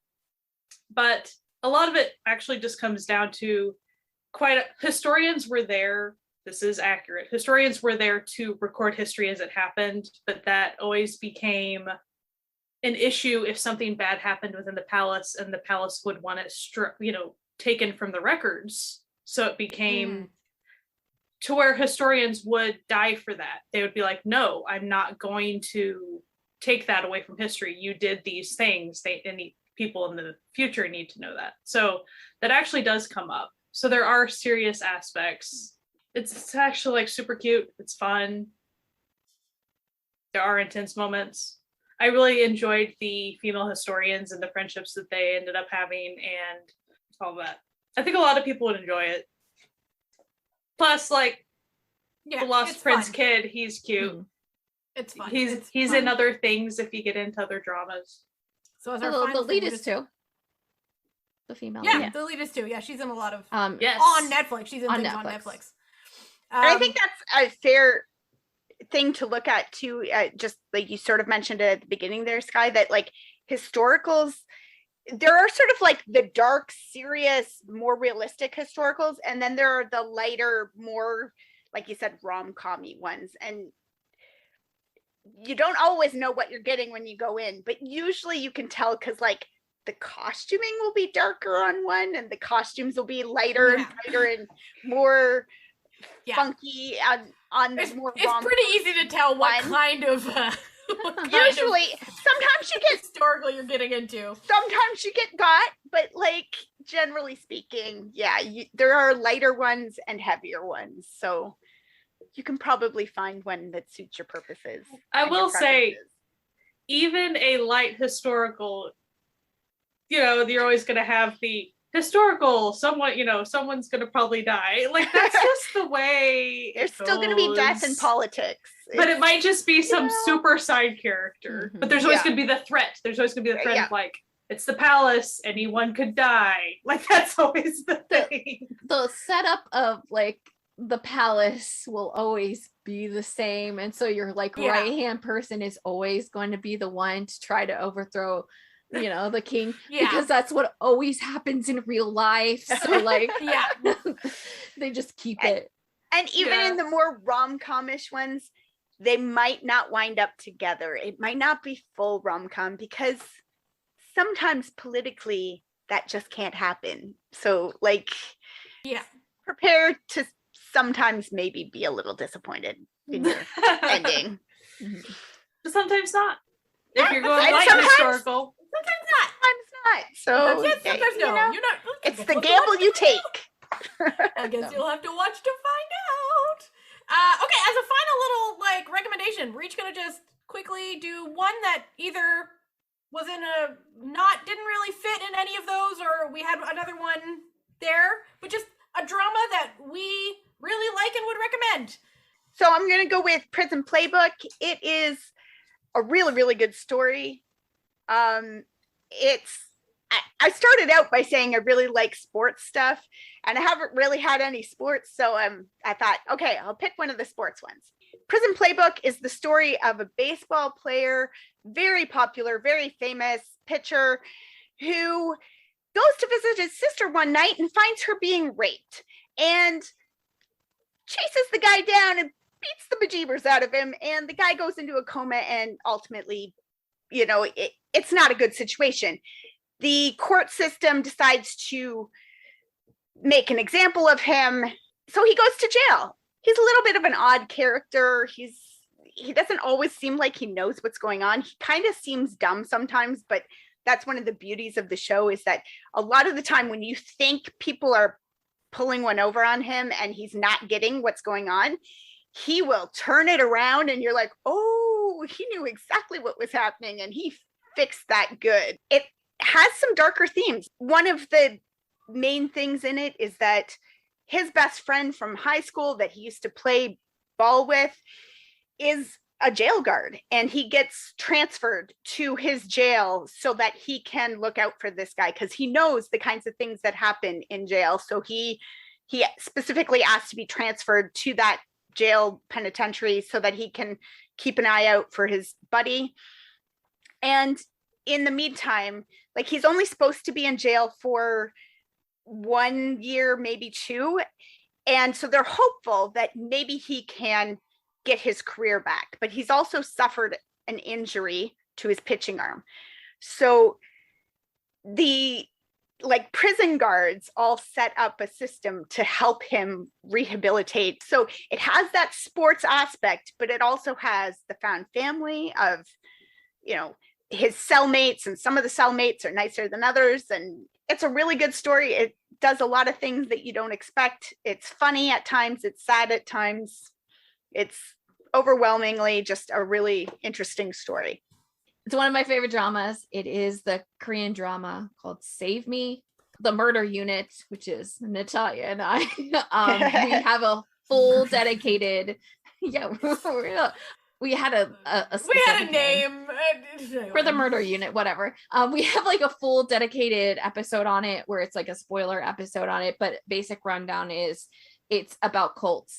And it's about a girl whose family gets persuaded into a cult because of things that happen. It's really dark. It's a really great psychological thriller with like great characters, and it's just phenomenal. And if you're like looking at like wanting more kind of darker dramas, like especially if you're into that I think a lot of people don't put on the list as much. They kind of like default to like Sweet Home or something. But like Save Me is just so good for that. Good. Like it just the way that they present the characters and the way that they present the cult and how it just permeates this town is phenomenal, and it keeps you guessing, and it's also got some really great character progression in it. So I highly recommend it. It's at like the top of my list on dramas. It's fantastic. It's something else. That is something I should point out too that I forgot to mention, but the main character in Prison Playbook is also in Squid Game. So if that's why you're here, that's true. He is. Might want to go check that out. For me, I'm gonna go with the drama Vincenzo, which came out this year. It is a dark mafia comedy. High five! We just picked the same actor. Yeah. Yes. He's also in Arthdal Chronicles in the movie Space Sweepers. And it is about a Korean boy who's adopted by an Italian family and grows up in Italy, becomes a member of the Italian mafioso family as their consigliere, which is their like the family lawyer, essentially, the person who deals with all of the legal things to sort of keep everything hush hush. But he goes back to Korea because of his knowledge of a bunch of gold that he would like to get that is underneath this apartment complex that he owns that he bought under like someone else's name, that's full of a delightful cast of characters, but the neighborhood is also wanting to be redeveloped by like a local gang situation. So he sort of becomes pitted against a less than savory conglomerate, as it were. And it becomes like, it's a lot of like sort of mind games between him and like the very psychotic CEO of this conglomerate that wants to basically build on his property. And it's funny in a very sort of disturbing way where you laugh and you're like, I should not be laughing at this. Like, this isn't... It's definitely like changes tone on you really quick. It does. But it purposely does it too. Yeah. So it's not like an abrupt tonal shift that doesn't make sense. Like, the show sets out that this is the type of show you are getting is a weird, dark comedy, but that's also very violent. And yeah, it also does it like, so it's like, oh, this is funny, and they're like, nope, it's not funny anymore. Oh, it's not funny anymore. Oh no, it became not funny so I quick. forgot it was supposed to be a dark show. Oh my god. So it'll be like, this lighthearted comedy between like the oddballs that like are all just, like helping him with like a scheme, and then all of a sudden you're like, oh shit, that dude dead. Like, oh no. So it's really well done. I really enjoy it. And I think a lot of people would too, as long as you're not expecting it to be just a comedy or just like a mob crime thing. If you recognize that it is both of those things at the same time, you're going to enjoy it more than someone who thought they were only getting like a wacky comedy or were only getting a dark mafia story. It's both, and it's beautifully filmed. I have to say, like, some of those fight sequences are unbelievably good. Like, they get the old thumbs up from old Natalia about being Mhm. incredible fight sequences. What about you, Sky? What's your final? I see what it is on the list. Ooh, Sky, you know it. My final pick is Hospital Playlist. Oh. Now, Yay! Hospital Playlist Yay! it's 2 seasons, and I think that's it. I haven't finished season 2 quite yet. It might be isn't that another the end of it? season, but like it doesn't matter. Like, It doesn't matter. yeah, So you're not gonna. It's not cliffhanger type show. No. Hospital Playlist it's set mostly in a hospital amongst 5 friends. They're all doctors in various different areas of surgery and stuff. And 4 dudes and 1 gal. And they became friends in college, and they also formed a band just for funsies. And then as you know, adults and doctors that are now even out of the resident system that are full-fledged surgeons and doctors, they've continued to just be really close friends, and they're all very different personalities. And you also see how them and a whole huge cast of supporting characters live their daily life and handle patients. And quite often within one episode, you'll kind of have an arc with a patient, kind of a full story with that. But then it's just all really good. It's so wholesome. It's so good. lovely. You know how we were talking about How I Met Your Mother? This show is not How I Met Your Mother. However, the core group of friends in How I Met Your Mother, when they hang out with each other, have the Very same true. energy as Yeah. this group when they hang out with each other, and they have weird quirks like the How I Met Your Mother group. They're Like- a delight. They're a goddamn delight. The funny thing about the characters are, they're these brilliant physicians in their various fields, but when they get together, they still act like they're college kids and they're kind of idiots together. Like, Yeah. to where they'll be in their office in the hospital and they'll be like slapping each other, like play slapping, or just being dumb, or like one will start copycatting the other with what they're saying. I mean, they get really immature when they're together just because they're so close and because they met when they were in college. So that's always a fun little break. But so the way they show hospital life and whatever, some of it feels incredibly realistic as far as the things that patients go through, the various things that patients go through. Other aspects, it's to be warm-hearted with a lot of these things. So all the stories that are told, it shows the goodness of humanity quite often, and that's a very nice thing to see.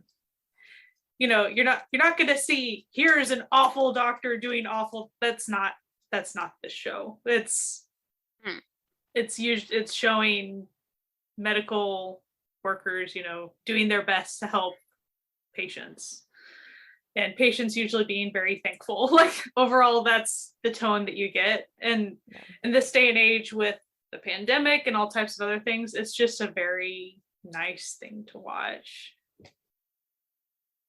So between like the friendships and them just going through life together, and then all the relationships between the doctors and the nurses and the patients, it's always just a great thing to watch. The episodes are pretty long.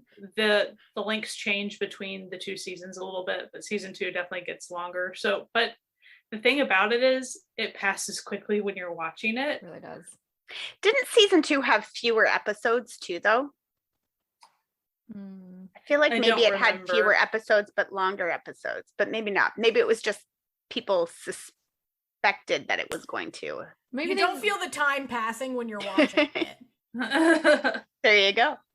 Yeah, you really don't. And there's also just so many characters too that like that's part of why it can be that way, because it kind of has to be, because even the minor characters have like sufficiently like developed stories and developed time on the screen. So I would say it reminds me slightly, if you liked ER back in the day, minus all the heightened, Yeah. like if you liked ER for like the heartwarming times that ER would have, that Yeah. this really might be your jam. they don't love showing a ton of the surgery. Sometimes they show a little bit of it. You can easily look away if that's something that makes you squeamish. That is not the focus. The focus of the show is the stories of the patients and the doctors and the friends. That's really what the focus is. But it makes you feel really good inside is the main thing. It's great. So before we go, we just want to have a quick little point out about Netflix. Just a few little things that we want to mention about Netflix. Their categories are not great. I'm going to be honest. They often are not good. Their search is often extremely unhelpful. Well, for instance, when I was trying to pull my picks for this, and I was just trying, like Korean dramas, Asian drama, I was trying to get like, tell me the complete list of all of your Asian TV shows. They're like, sorry, I can't do that, Chief. Like, I'm really not going to show you everything. They're like, they have a specific K-drama section in their subgenres, and they've had that for several years now. So that's pretty like good in terms of all the like Korean dramas. But it like your only other option is to go into international, but that doesn't have everything, because you'll notice that like some of the Korean dramas will be in there and some of them won't be in there. It's really hard. They do have like categories for everything, because Netflix has a number system where like if you know the number for the category, whether it's like a linked category or not, you can like plug that into the URL and find things, but they're not the best. And like some of the things they don't categorize, aren't consistent in their categorization, especially like J dramas.